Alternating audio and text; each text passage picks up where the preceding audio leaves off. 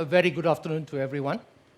Firstly, let me thank SilTerra leadership and management team for the invitation.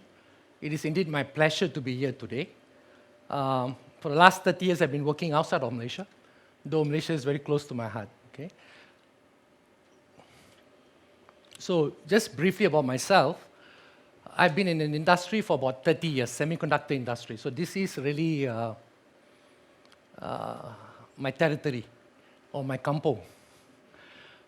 And in my past life, I was responsible for 7,000 employees, 6 world-class fabs. All of them were automotive fabs.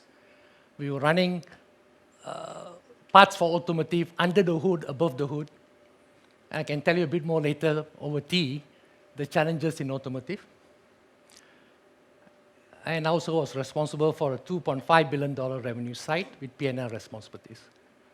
But I left all that in early 2013 to start our own technology and semiconductor startups. And today, I'm going to share some of those things that we've been doing for the last 6 years. Today's talk is on mobility. And mobility is about smartphones, wearables, portable healthcare, point-of-care diagnostics. It's all about miniaturization, portability, longer battery life. Everybody needs more data, faster processing, and also the next modes of transportation.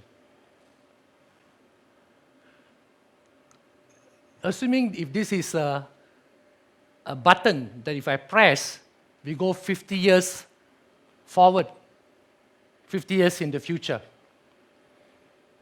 where our grandkids and their kids are living. Their lives is going to be very different. Mobility is going to take a totally different dimension in the next 50 years. In 50 years from today, you'll have robots and cyborgs doing most of our jobs, which will leave some of us to go travel outside of planet Earth. And you will have mankind colonizing Mars and elsewhere in the next 50 years. That capability is there even in the next 30 years. 40% of the world's population will be telecommuting, working from wherever they are. And you have quantum devices, quantum sensors, which can medically diagnose you non-invasively, right?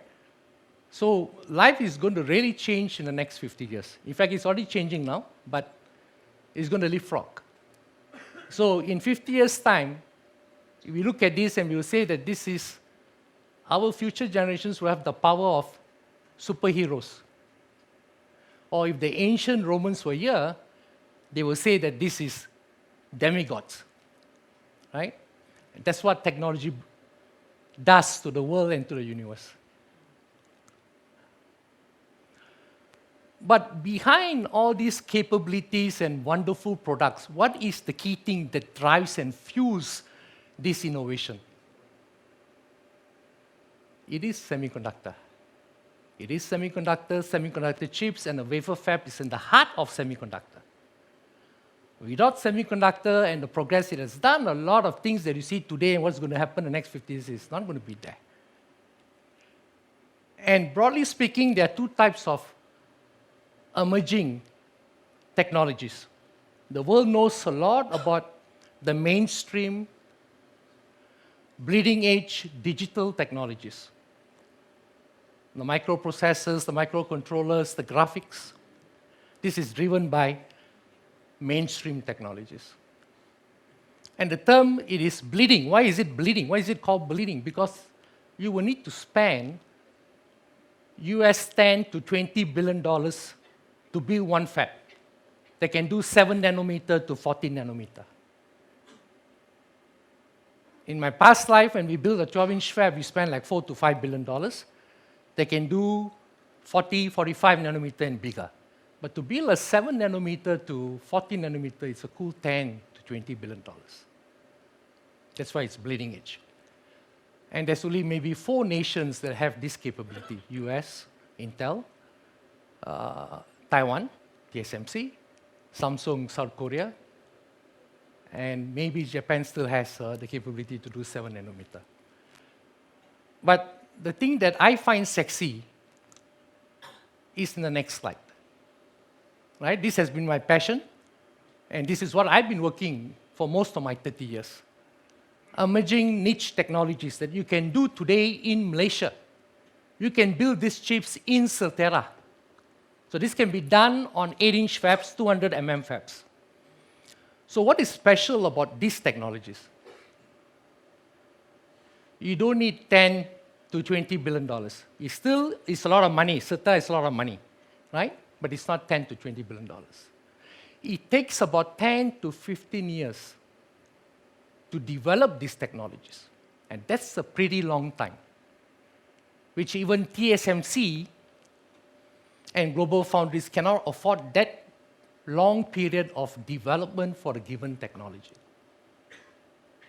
Hence, for this type of technologies, you have the top research institutes in the world, the top engineering universities in the world, developing this process without the pressure of commercialization, with a lot of money coming from their governments, from Uncle Sam and etc. This is a space that IGSS Ventures plays. So we have partners, trusted partners in Singapore, in US, in UK, in Malaysia, obviously, very important partner in Malaysia, and also in China. What is special about these technologies is it links two different semiconductor worlds, and I'll talk about that later in the next slide. Another term I call for these technologies is technologies of the future. But not a very distant future, it's already happening. You have products coming out from these technologies, but the volume production can take another 2 years. In 5 years' time, this will be a big volume runner for specific fabs, hopefully for SilTerra too. So this technology produces chips for autonomous and electric vehicles, the next generation. Artificial intelligence, which in Industry 4.0 requires. 5G infrastructure, Internet of Things, next generation sensors, quantum sensors, everything that is emerging will need chips from these technologies. So I call it the link. These technologies links two separate semiconductor worlds. On the left-hand side, you have the compound semiconductor world. You do not have any compound fabs in Malaysia or in most parts of the world. The TAM is about 60 billion. It is low capacity because it's done on 2-inch wafers, 4-inch wafers, and even in some fabs, the 2-inch wafer is cut into 4 quadrants. It has very poor integration, very manual, but compound has superior material properties that silicon can't smell for certain applications. On the right-hand side, you have silicon semiconductor, which produces more than 90% of all our semiconductor needs. Capacity-wise, it's very, very wide, more than 1,000 times the size. Highly integrated. It uses state-of-the-art tools, 8-inch to 12-inch. The technologies we are focusing on, gallium nitride on silicon. The gallium nitride comes from the compound world. Silicon, obviously, from the silicon world. Silicon photonics. The photonics comes from the compound world. Silicon, obviously, you know where it comes from, right? That's the link. So here, by having these technologies, you have the best of both worlds. Right? You have the superior properties of the compound world, plus the cost competitiveness of the silicon world and the super large ecosystem that's already there in the world. So let's talk a bit more about gallium nitride on silicon. It can be gallium nitride on silicon, it can also be gallium nitride on silicon carbide. Chips from the gallium nitride on silicon is going to go into all these wonderful applications. So today, we have customers who are working on what they call as quantum sensors made from gallium nitride on silicon. So these sensors can diagnose a medical problem non-invasively. It will still take another 3 to 5 years to get that done, but it's already happening. You're going to have gallium nitride power management in the next generation automotive and electric cars. And I will share with you later what does that do to the electric cars. This is an actual product of gallium nitride on silicon on the right-hand side. So when we leave home today, assuming you are taking a business trip, you will always carry a power charger. One for your laptop, one for your phone, right? And that's what you see on your left-hand side. This is a product that is made from gallium nitride. Multiple functions on one single product, the size of a lipstick, right, is this big. So you're able to combine more functions and reduce almost 50% of the size.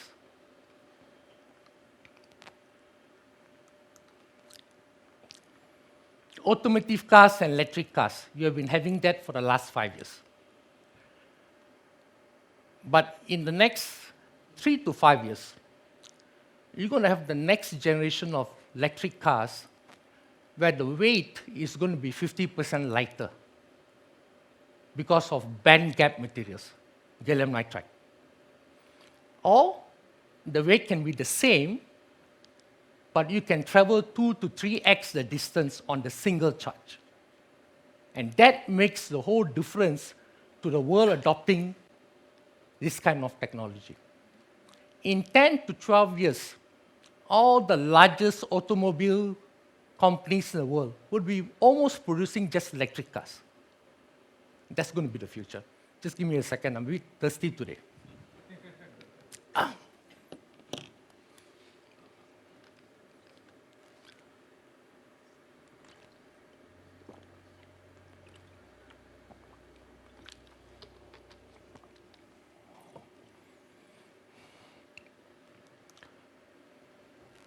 Now I'm going to a different technology, silicon photonics. Silicon photonics basically moves data at the speed of light. In the past, data used to move at the speed of electricity. And if you use pure compound products like indium phosphide, data can move at the speed of light, but it's super expensive that you cannot afford to implement across the whole infrastructure. Now with silicon photonics, you're combining the best of the silicon world and the beauty of the photonics world. So now you move data at the speed of light, but it's very affordable. It can be done in SilTerra. It can be done in fabs, 8-inch silicon fabs. While indium phosphide, you've got to do it in very small 2, 4-inch fabs, super manual, super difficult, and the material is brittle, right? And once you get into silicon photonics, the whole scalability improves from 2-inch all the way to 12-inch. The integration becomes very high. Cost becomes a fraction, right? And the production capability to produce silicon photonics is now suddenly becomes 1000x manifold. Today, we have been working on silicon photonics within IGSS Ventures. We have one subsidiary which is called Compound Tech. We've been working on silicon photonics for the last 2 years when we took it from one of our technology partners. And in the last 18 months, we have attracted 12 commercial customers globally, from the multi-billion-dollar automotive guys in Japan to very exciting startups. And we also have 19 research institutes that has designed their products in our technology platforms, which is currently running in SilTerra. So that all happened in the last 15 to 18 months. 12 commercial customers, 19 research institutes. And we just came back. I just came back from US last Sunday, right? And we were participating in OFC, which is the Optical Fiber Convention, which is the #1 conference that everybody goes to in US, right? And we had unexpectedly 43 customer meetings. 9 of them were existing customers, 34 were new customers who were designing into this technology. That's how fast it is spreading, right? It will still take another 2 years to get into massive production volume, but this is the future. We are focusing on the future.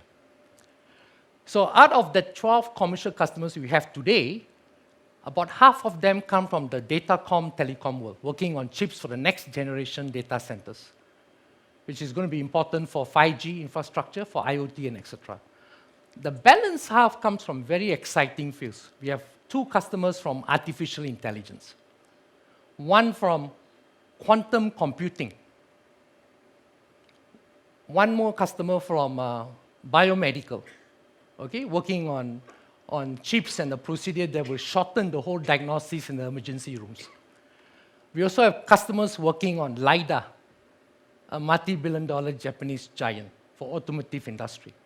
This wafer, this chip is now running in SilTerra. Okay?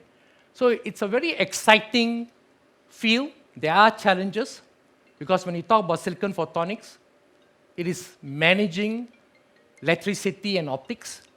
It is about managing electrons and photons. So for the silicon guys, the silicon part is a piece of cake. Arjun has no problems doing that. But the part about managing optics, that's a different world for the silicon guys. So that's why it takes about 10 to 15 years to develop these technologies.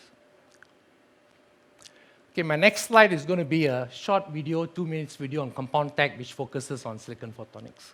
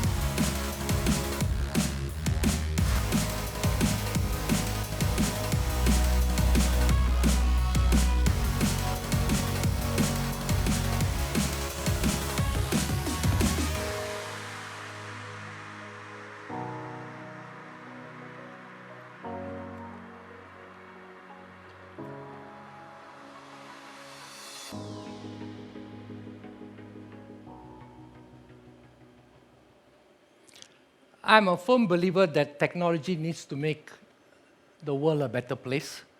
It got to bring benefit to mankind, right? And that's the passion some of us carry when we do our work. And when we are working on technologies like this, we need very strong partners. Okay, and SilTerra is our strategic foundry partner for our key technologies. Okay, why did we choose SilTerra? We had a few options, but why did we choose SilTerra? It's more from the fact that I'm a Malaysian, but it's more than that. We have known the SilTerra management team and leadership since 2009.